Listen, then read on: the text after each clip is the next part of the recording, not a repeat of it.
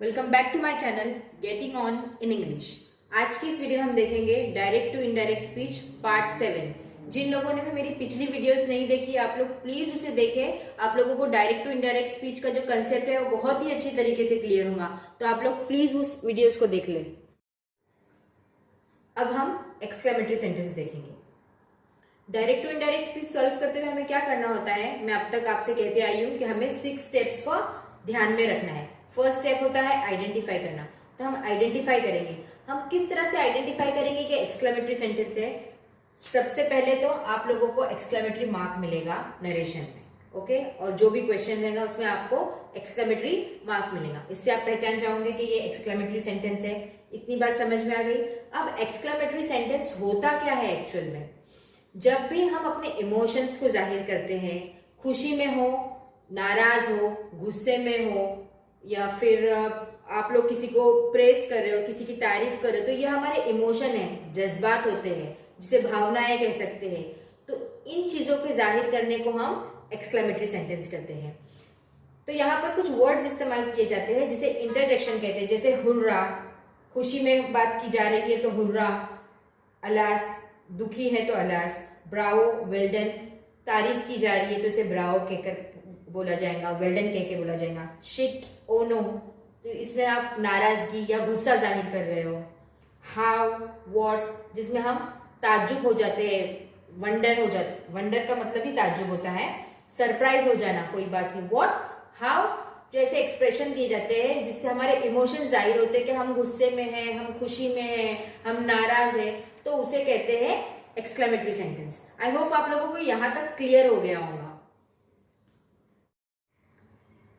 अब फर्स्ट तो हमने आइडेंटिफाई कर लिया। फर्स्ट स्टेप जो होता है आइडेंटिफाई करना है, एक्सक्लेमेटरी सेंटेंस है, हम आइडेंटिफाई कर लिए, ओके। सेकेंड स्टेप क्या होता है, चेंज ऑफ रिपोर्टिंग वर्ब। तो यस, यहाँ पर रिपोर्टिंग वर्ब चेंज होंगी। रिपोर्टिंग वर्ब किस तरह से चेंज होंगी, जब भी आपको हुर्रा, ऐसे वर्ड, इंटरजेक्शन, ये सब इंटरजेक्शन है, जब भी आप लोगों को ऐसे वर्ड दिखाई दे जिसमें खुशी की जाहिर हो रही हो, जिसमें कोई इंजॉयमेंट की बात हो रही हो, तो आप रिपोर्टिंग वर्ब को एक्सक्लेम विथ जॉय से चेंज करोगे। अलास, जब भी आपको उसमें दुख नजर आ रहा हो, नरेशन में दुख नजर आ रहा हो, तो आप लोग उसे एक्सक्लेम विथ सोरो से चेंज करोगे।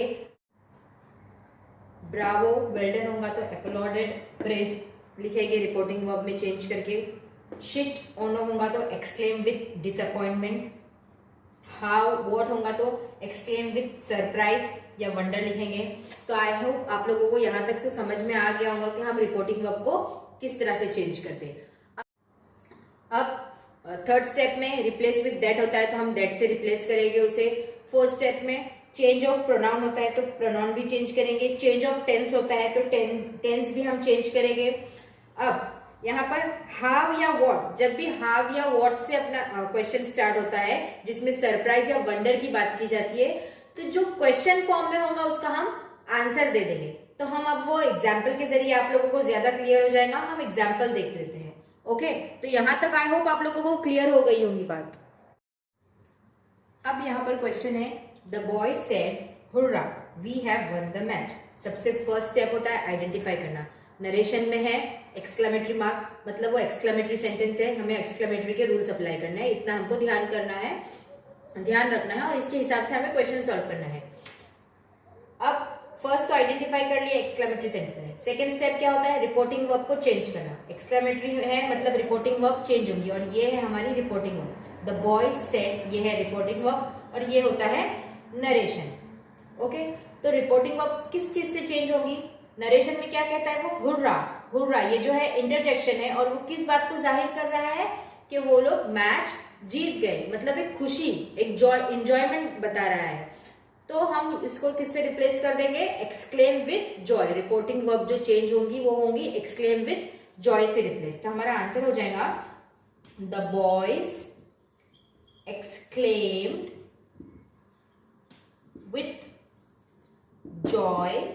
उसके बाद थर्ड होता है रिप्लेस करना होता है दैट से, तो दैट लगेगा इस सेंटेंस में। The boys exclaim with Joy that. Interjection जो होता है वो हमें नहीं लिखना होता है, ओके।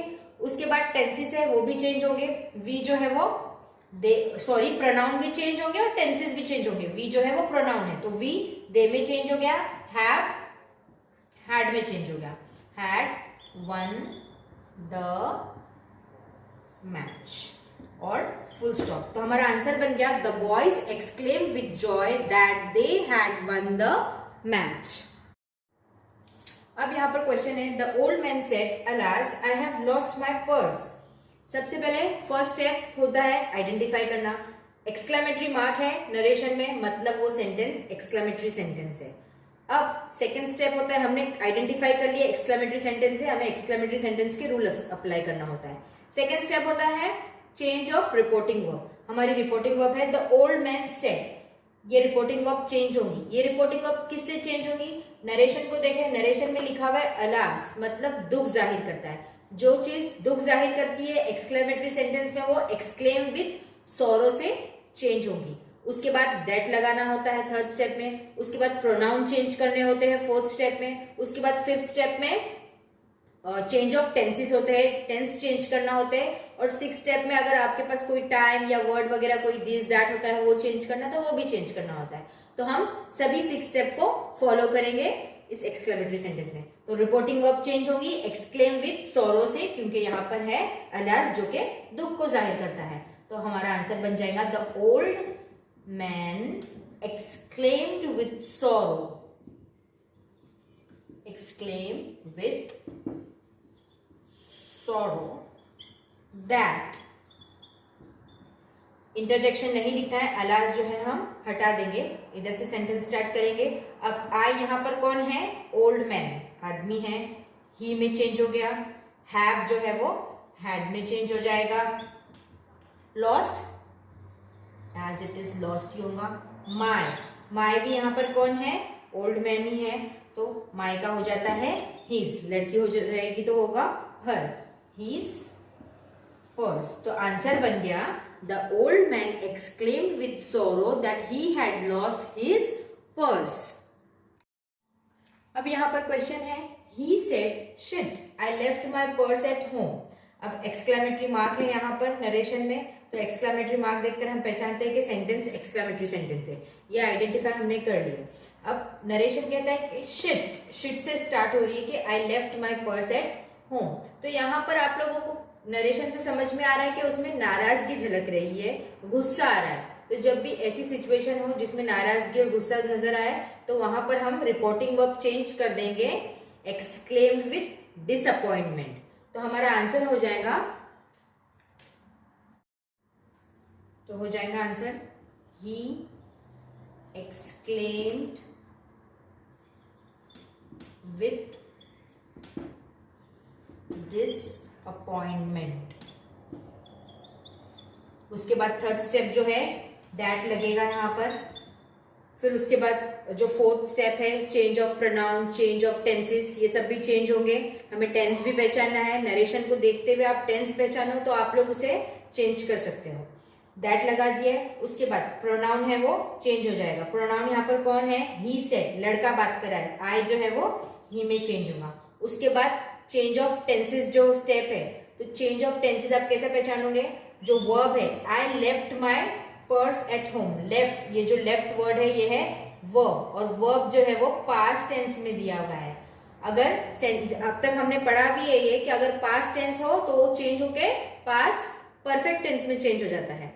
तो यहाँ पर आई ही हैड लेफ्ट हो जाएगा। आप लोगों को समझ में आ रहा है यहाँ पर हैड क्यों लिखा है मैंने?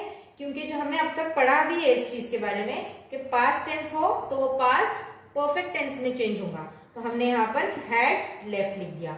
माई भी यहाँ पर कौन है, किसके बारे में बात हो रही है?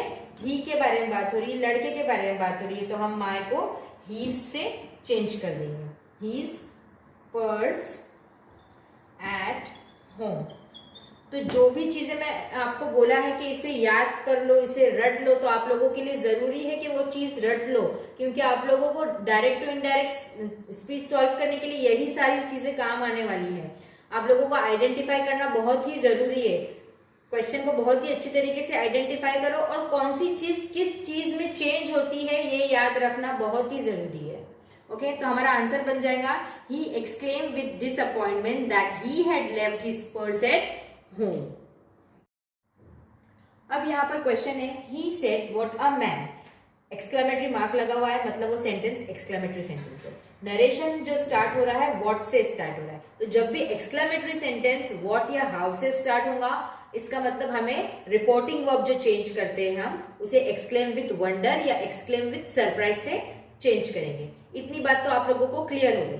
ओके, अब आगे जब भी हम नरेशन चेंज करेंगे, ध्यान दें, तो हम ये क्वेश्चन फॉर्म में पूछा हुआ है व्हाट अ मैन, ताज्जुब जो जाहिर कर रहा है वो क्वेश्चन फॉर्म में कर रहा है, तो जब हम नरेशन में चेंज करेंगे उसे, तो हम उसका आंसर देंगे। क्वेश्चन में लिखा हुआ है, हम उसका आंसर देंगे, हम उसका आंसर अजरेटिव फॉर्म में देंगे। अजरेटिव फॉर्म मतलब सब्जेक्ट लगाना होगा, हेल्पिंग वर्ब लगाना होगा, उसके बाद जो भी ऑब्जेक्ट रहेगा वो हमें लिखना होगा। ये एक चीज नोट करें। और सेकेंड चीज, जब भी व्हाट रहे तो हमें ग्रेट लगाना होता है या फिर वेरी लगाना होता है।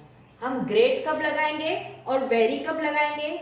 जब भी नाउन के बारे में बात हो रही है, किसी के नाम के बारे में बात हो रही है, तो हम ग्रेट का इस्तेमाल करेंगे। और जब भी एडजेक्टिव के बारे में बात हो रही होगी, किसी की खासियत, किसी की खराबी बयान की जा रही होगी, तो हम वेरी का इस्तेमाल। अब देखिए हम ये क्वेश्चन किस तरह से सॉल्व करते हैं। ही सेड का क्या हो जाएगा?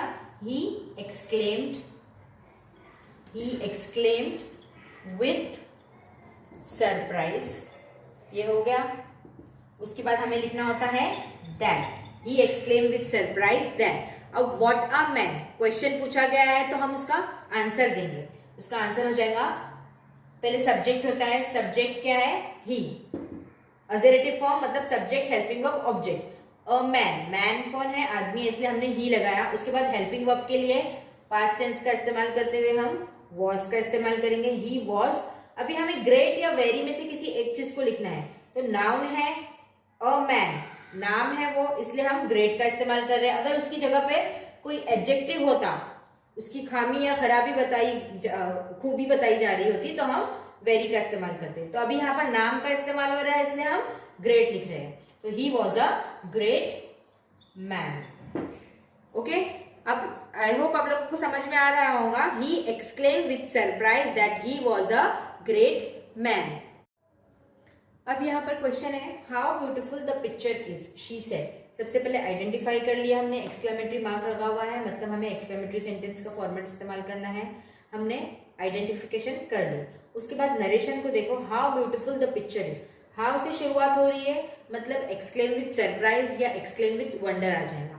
इतना हमने पहचान लिया। उसके बाद हाउ और व्हाट का कुछ चेंजेस होती है, जो आपको मैंने बताया है कि जब भी क्वेश्चन फॉर्म में दिया हुआ हो, what a beautiful, how beautiful, इस तरह से नरेशन कह रहा हो, तो हमें उसका आंसर देना होता है। Okay, answer subject, helping verb और ऑब्जेक्ट को इस्तेमाल करके हम लगाएंगे। और ग्रेट या वेरी का इस्तेमाल होता है। ग्रेट का इस्तेमाल कब होता है? नाउन के बारे में बात हो रही हो, जैसे इससे पहले मैन के बारे में बात हो रही थी, हमने ग्रेट का इस्तेमाल किया। जब भी एडजेक्टिव बताया जा रहा है, जैसे यहाँ पर ब्यूटीफुल, ब्यूटीफुल इसकी तारीफ बताई जा रही है, किसी की खराबी, एडजेक्टिव जो मैंने आपको पहले ही बताया एडजेक्टिव किसे कहते हैं, एडजेक्टिव बयान किया जा रहा है, वहां पर हम वेरी का इस्तेमाल करेंगे। तो आई होप इतना क्लियर हो गया। अब यही सब चीजों को ध्यान में रखते हुए हम आंसर सॉल्व करेंगे। आंसर बन जाएगा शी एक्सक्लेम्ड विथ वंडर। हम वंडर लिखते हैं यहाँ पर, सॉरी पेन चेंज करना पड़ेगा मुझे। वंडर दैट, इसके बाद अब नरेशन की तरफ बढ़ते हैं। How beautiful the picture is, तो हमें आंसर देना है। तो हम सबसे पहले सब्जेक्ट लगाएंगे। सब्जेक्ट जो है किसके बारे में बात हो रही है? पिक्चर के बारे में, द पिक्चर। ओके, उसके बाद लिखना है हेल्पिंग वर्ब, हेल्पिंग वर्ब है वॉज।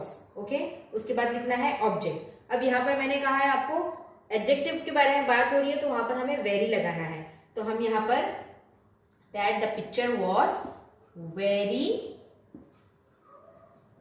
ब्यूटिफुल, और उसके बाद एक्सक्लेमेटरी हटा के हमें फुल स्टॉप लगाना है। तो हमारा आंसर बन गया she exclaim with wonder that the picture was very beautiful. अगर वीडियो आप लोगों को पसंद आ रही है तो प्लीज उसे लाइक करें, शेयर करें और सब्सक्राइब करें मेरे चैनल को। Thank you for watching my channel.